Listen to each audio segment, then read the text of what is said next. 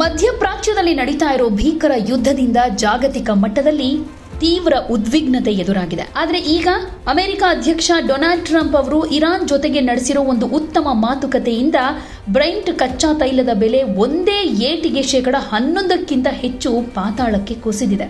ಷೇರುಪೇಟೆಗಳಲ್ಲಂತೂ ದಿಢೀರ್ ಸಂಚಲನ ಶುರುವಾಗಿದ್ದು ಟೆನ್ಷನ್ನಲ್ಲಿದ್ದ ಹೂಡಿಕೆದಾರರಿಗೆ ಒಂದು ಸ್ವಲ್ಪ ರಿಲೀಫ್ ಸಿಕ್ಕಿದೆ ಅಂತಾನೆ ಹೇಳಬಹುದು. ಟ್ರಂಪ್ ತಮ್ಮ ಅಧಿಕೃತ ಟ್ರೂತ್ ಸೋಷಿಯಲ್ ಖಾತೆಯಲ್ಲಿ ಪೋಸ್ಟ್ ಮಾಡಿದ್ದು, ಯುದ್ಧಕ್ಕೆ ಸಂಪೂರ್ಣ ಪರಿಹಾರ ಕಂಡುಕೊಳ್ಳೋದ್ರ ಬಗ್ಗೆ ಕಳೆದ 2 ದಿನಗಳಿಂದ ಅಮೆರಿಕ ಹಾಗೆ ಇರಾನ್ ನಡುವೆ ಸಖತ್ ಪ್ರೊಡಕ್ಟಿವ್ ಆದ ಮಾತುಕತೆ ನಡೆದಿದೆ ಅಂತ ಹೇಳಿದ್ದಾರೆ.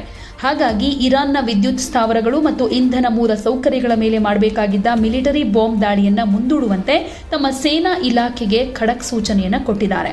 ಈಗ ನಡೀತಾ ಇರೋ ಸಭೆಗಳು ಹಾಗೆ ಪಾಸಿಟಿವ್ ಚರ್ಚೆಗಳ ಆಧಾರದ ಮೇಲೆ ಇರಾನ್ ಮೇಲಿನ ಮಿಲಿಟರಿ ಅಟ್ಯಾಕ್ ಅನ್ನ ಕೆಲವು ದಿನಗಳ ಕಾಲ ಮುಂದೂಡಲಾಗಿದೆ ಅಂತ ಟ್ರಂಪ್ ಸ್ಪಷ್ಟಪಡಿಸಿದ್ದಾರೆ.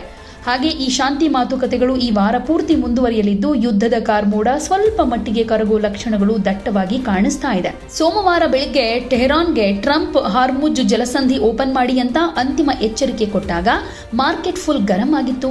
ಬ್ರೆಂಟ್ ಕಚ್ಚಾ ತೈಲದ ಬೆಲೆ $1 ಏರಿಕೆಯಾಗಿ ಬ್ಯಾರೆಲ್ಗೆ $113.32 ತಲುಪಿತ್ತು. WTI ಕೂಡ $101.01 ಮುಟ್ಟಿತ್ತು. ಆದರೆ ಸಂಜೆ ವೇಳೆಗೆ ಟ್ರಂಪ್ ಮಾತುಕತೆ ವಿಚಾರ ಬಿಚ್ಚಿಡ್ತಾ ಇದ್ದ ಹಾಗೆ ಕಚ್ಚಾ ತೈಲದ ವಹಿವಾಟು ದಿಢೀರ್ 7.73 ಕುಸಿದು ಮಾರುಕಟ್ಟೆ ಕೊಂಚ ರಿಲ್ಯಾಕ್ಸ್ ಆಗಿದೆ.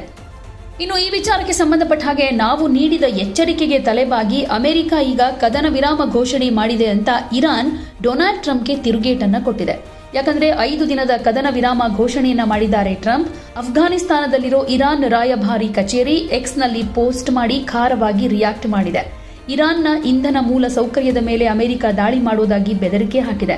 ಒಂದ್ ವೇಳೆ ನಮ್ಮ ಮೂಲ ಸೌಕರ್ಯದ ಮೇಲೆ ದಾಳಿ ಮಾಡಿದ್ರೆ ಇಡೀ ಪ್ರದೇಶದ ಮೂಲ ಸೌಕರ್ಯದ ಮೇಲೆ ದಾಳಿ ಮಾಡ್ತೀವಿ ಅಂತ ಎಚ್ಚರಿಕೆ ಕೊಟ್ಟಿದ್ವಿ. ಈ ಎಚ್ಚರಿಕೆ ಕೊಟ್ಟ ಬೆನ್ನಲ್ಲೇ ಟ್ರಂಪ್ ದಾಳಿಯಿಂದ ಹಿಂದೆ ಸರಿದಿದ್ದಾರೆ ಅಂತ ಪೋಸ್ಟ್ನಲ್ಲಿ ಉಲ್ಲೇಖ ಮಾಡಿದ್ದಾರೆ.